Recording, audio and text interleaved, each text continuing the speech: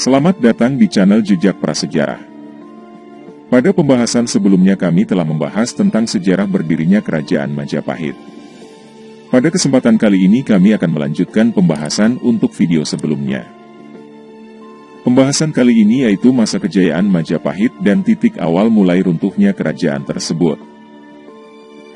Perkembangan kemaharajaan Majapahit bermula di Trowulan, Majapahit, Jawa Timur, pada abad ke-13, kemudian mengembangkan pengaruhnya atas Kepulauan Nusantara, hingga surut dan runtuh pada awal abad ke-16.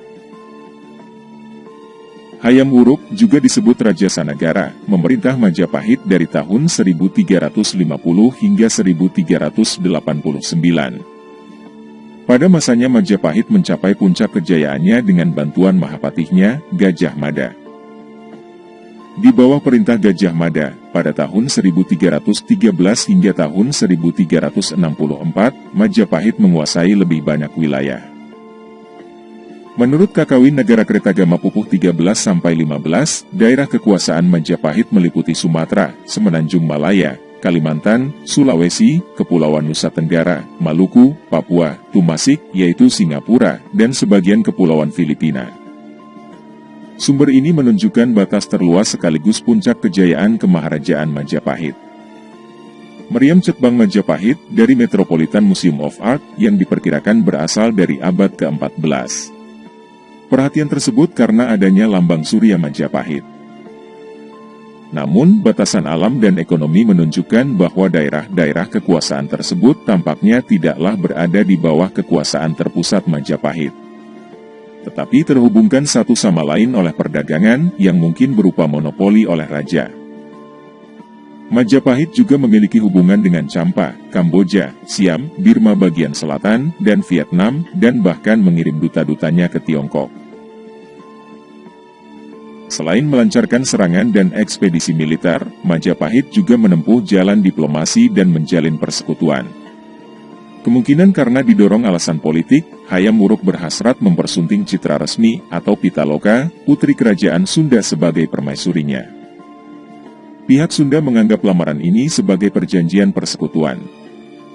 Pada tahun 1357, rombongan Raja Sunda beserta keluarga dan pengawalnya bertolak ke Majapahit mengantarkan sang putri untuk dinikahkan dengan Hayam Wuruk. Akan tetapi Gajah Mada melihat hal ini sebagai peluang untuk memaksa kerajaan Sunda takluk di bawah Majapahit. Pertarungan antara keluarga kerajaan Sunda dengan tentara Majapahit di lapangan Bubat tidak terelakkan. Meski dengan gagah berani memberikan perlawanan, keluarga kerajaan Sunda kewalahan dan akhirnya dikalahkan. Hampir seluruh rombongan keluarga kerajaan Sunda dapat dibinasakan secara kejam. Tradisi menyebutkan bahwa sang putri yang kecewa, dengan hati remuk reda melakukan bela pati, bunuh diri untuk membela kehormatan negaranya. Kisah Pasunda Bubat menjadi tema utama dalam naskah Kidung Sunda yang disusun di Bali, dan juga naskah Carita Parahyangan. Kisah ini disinggung dalam Pararaton tetapi sama sekali tidak disebutkan dalam Nagarakretagama.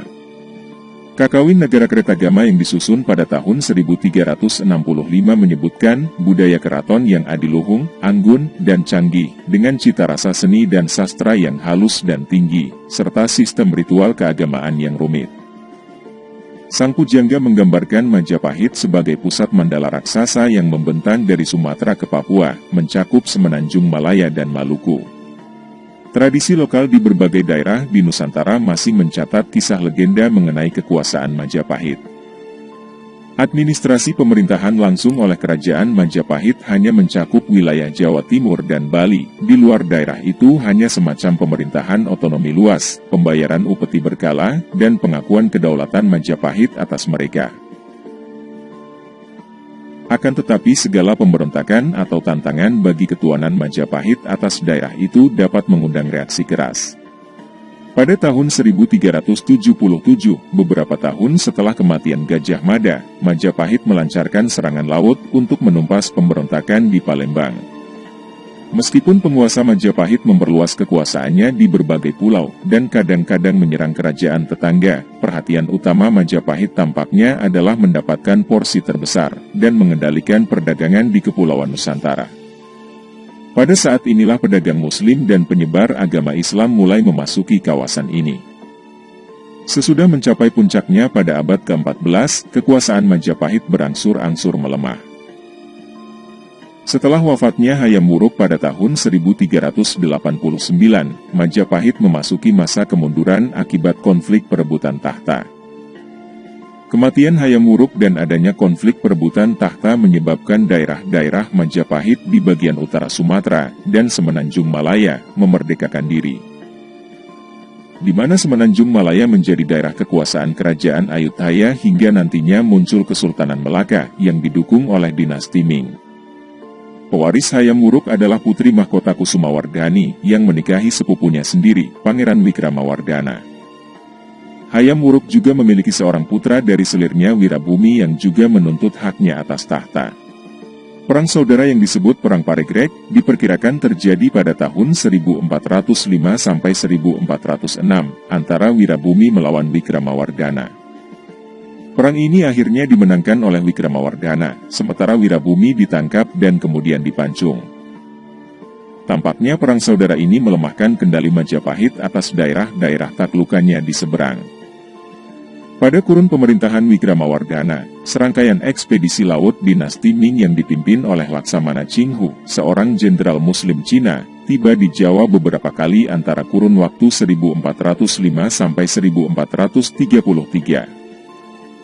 Sejak tahun 1430 ekspedisi Chinghu ini telah menciptakan komunitas Muslim Cina dan Arab di beberapa kota pelabuhan pantai utara Jawa, seperti di Semarang, Demak, Tuban, dan Ampel, maka Islam pun mulai memiliki pijakan di pantai utara Jawa.